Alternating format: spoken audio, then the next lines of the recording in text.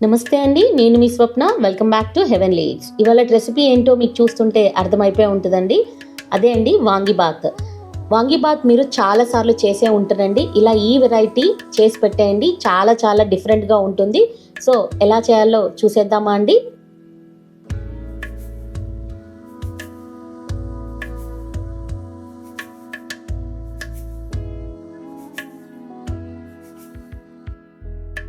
ఒక్క నిమిషం అండి, వీడియో చూసే ముందు ఒక చిన్న లైక్ చేయొచ్చు కదా. సో ఎలాగ చేయాలో చూసేద్దామా అండి? ముందుగా వాంగీబాత్ మసాలాకి కప్పటిన్నర వరకు నేను ఏదైనా కప్పు తీసుకోవాలండి. ఆ కప్పుతోటి 1.5 కప్పు వరకు శనగపప్పును తీసుకోండి. శనగపప్పు క్వాంటిటీ ఎక్కువ ఉంచుకోవాలి. మనం సన్నని మంట పైన పెట్టి శనగపప్పును వేపుకోవాలి ఒక 2-3 నిమిషాల పాటు. మంట అస్సలు హై ఫ్లేమ్లో పెట్టకూడదండి.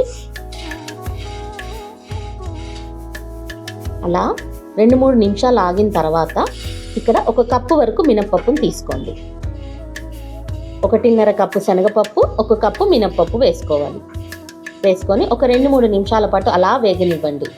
మంచి కలర్ మారేంత మటుకు నాకు 5 నుంచి 8 నిమిషాల వరకు టైం పట్టింది. ఇలా కలర్ మారేంత మటుకు మంచి స్మెల్ వస్తూ ఉంటుందండి, అది మనకి ఇండికేషన్. ఇప్పుడు అదంతా కూడా వేరే బౌల్లోకి ట్రాన్స్ఫర్ చేసేసుకుందాం. అదే ప్యాన్లోకి ఒక 3 టేబుల్ స్పూన్లంతా ధనియాలను వేసేసుకోండి. ఆ తర్వాత జీలకర్ర, 1 టేబుల్ స్పూన్ అంత జీలకర్రని వేసేసుకోండి. అవి ఒక 2 నిమిషాలు వేపుకున్న తర్వాత నువ్వులు కూడా యాడ్ చేసేసుకోండి. నువ్వులు ఇక్కడ నేను 3 టేబుల్ స్పూన్ల వరకు తీసుకున్నానండి. అది కూడా కొంచెం చిటపటలాడే వరకు వేపేసేసుకోండి. వేగిన తర్వాత అవన్నీ కూడా అదే బౌల్లోకి ట్రాన్స్ఫర్ చేసేసుకోండి.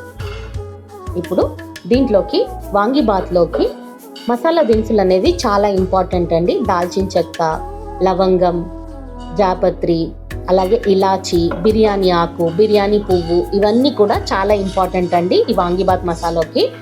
పోయి మొత్తం కట్టేసేసి అదే వేడి ప్యాన్ మీద వేపేసేసుకోండి. ఒక 2 నిమిషాల పాటు అలా డ్రై రోస్ట్ చేసుకుంటే సరిపోతుంది. మనకు లోపల ఏమైనా పచ్చి ఉన్నా కూడా వెళ్ళిపోతుంది. అలాగే కరివేపాకు రెబ్బలు కూడా వేసేసుకొని ఒక 2 నిమిషాల పాటు వేగనివ్వండి. ఇవన్నీ కూడా మళ్ళీ అదే బౌల్లోకి ట్రాన్స్ఫర్ చేసేసుకోండి. లాస్ట్లో ఇంకా ఎండుమిరపకాయని యాడ్ చేసేసేయండి. ఇక్కడ నేను 20 ఎండుమిరపకాయల వరకు తీసుకున్నానండి. గుంటూరు మిర్చి తీసుకున్నాను, మంచి కలర్ వస్తుంది, అలాగే కారం కూడా ఉంటుంది. ఒక 2 నిమిషాలు అలా వేపేసేసుకొని బౌల్లోకి ట్రాన్స్ఫర్ చేసేసుకోండి. అలాగే ఎండు కొబ్బరి బాగా ఎండిపోయి ఉంది కాబట్టి నేను ఏం డ్రై రోస్ట్ చేయలేదండి. ఒకవేళ పచ్చిగా ఉందనిపిస్తే కనుక మీరు డ్రై రోస్ట్ చేసేయండి. దాంట్లోకి ఇంగువ, పసుపు వేసేసి ఒకసారి అంతా కూడా కలిగి పెట్టేసేయండి. తర్వాత దాంట్లోకి సరిపడా కొంచెం కళ్ళుప్పు వేసేసుకొని పూర్తిగా చల్లారనివ్వాలండి. చల్లారిన తర్వాత మొత్తంగా మనం మిక్సీ పట్టేసుకోవాలి. అలా అని మిక్సీ చాలా సాఫ్ట్ ఫైన్ పౌడర్ ఏం అవసరం లేదండి. కాస్త బరకగా ఉంటేనే ఈ పొడి అనేది వాంగీబాత్ అనేది చాలా రుచిగా ఉంటుంది మనకు. సో పొడి తయారైపోయిందండి, చూస్తున్నారా? ఇలా ఈ కన్సిస్టెన్సీలో ఉండాలి మనకు పొడి అనేది. ఇప్పుడు వాంగీబాత్ పౌడర్ రెడీ అయిపోయింది కదండి. ఇప్పుడు మనం దాంతో రైస్ ఎలా తయారు చేసుకోవాలో చూసేద్దాం. ఒక పాన్ పెట్టుకొని అందులోకి ఆవాలు, జీలకర్ర వేసేసుకోండి. అవి కొంచెం చిటపటలాడుతున్నప్పుడు కొద్దిగా పసుపు, అలాగే ఇంగువ. తర్వాత ఒక చిన్న టిప్ అన్నాను కదండి, క్యాప్సికమ్ ముక్కలు. వాంగీబాత్ కదా, క్యాప్సికమ్ ఏంటి అని అనుకుంటున్నారా?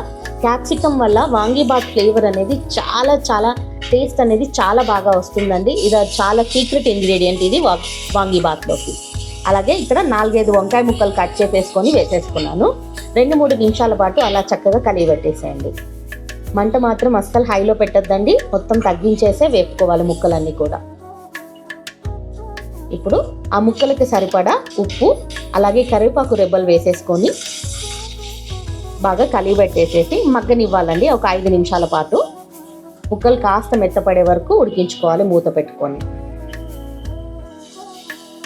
మూత పెట్టుకున్నాం కదా, తీసేసిన తర్వాత ఒకసారి బాగా కలిపేసేసుకొని దీంట్లోకి కొంచెం 1 టేబుల్ స్పూన్ అంత చింతపండు గుజ్జుని కలిపేసేసుకోండి. చింతపండు గుజ్జు వల్ల చాలా చాలా మంచి రుచి వస్తుందండి వాంగీబాత్కి. ఖచ్చితంగా వేసుకొని చూడండి. అలా చేసిన దానికి ఇలా చేసిన దానికి చాలా డిఫరెన్స్ ఉంటుంది. కొద్దిగా నీళ్లు చల్లేసేసుకోండి చింతపండు గుజ్జుతో పాటు. అలాగే ఇక్కడ ఎండు కొబ్బరి తురిమి వేసేసుకోండి. అలాగే మనం ఇందాక వాంగిబాత్ మసాలా పౌడర్ చేసుకున్నాం కదా, అది కూడా వేసేసుకొని కొంచెం నీళ్లు చిలకరించేసేసుకోండి. ఆ మసాలా అంతా కూడా వంకాయ ముక్కలకు బాగా పట్టుకునేలాగా. ఇది రెడీ అయిపోయిందండి. నేను అన్నం ముందుగానే ఉడికించి పక్కన పెట్టుకున్నాను. ఇక్కడ 2 కప్పుల వరకు అన్నం తీసుకొని దానికి కొద్దిగా ఆయిల్ వేసేసుకొని బాగా ఒకసారి కలిపేసేసుకోండి.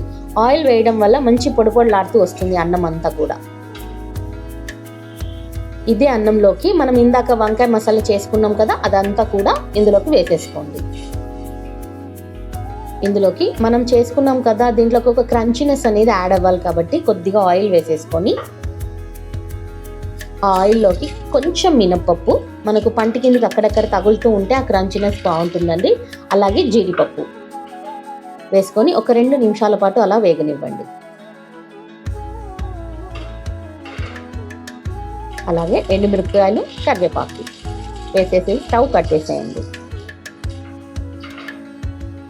లాస్ట్లో కొంచెం ఇంగువ, మరి కాస్త ఇంగువ ఫ్లేవర్ ఎంత బాగుంటే వాంగిబాత్ అంత రుచిగా ఉంటుందండి. ఇదన్నీ వేసేసుకోవాలండి. ఇదంతా కూడా, ఈ పోపు అంతా కూడా మనం ఇందాక మసాలా వేసుకున్నాం కదా, ఈ మసాలా అన్నంలోకి వేసేసుకోండి. అయిపోయిందండి, ఇంకా కలిపేసేసుకోవడమే. చాలా చాలా బాగుంటుందండి. మనం ఎటైనా ప్రయాణం అయినప్పుడు కూడా ఇది పెట్టుకొని మనం బాక్స్లలో వెళ్ళినా కూడా చాలా బాగుంటుంది.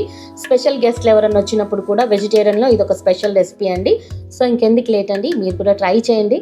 అండ్ ఎలా వచ్చిందో పక్కాగా నాకు కామెంట్ సెక్షన్లో చెప్పేయండి. Thank you for watching.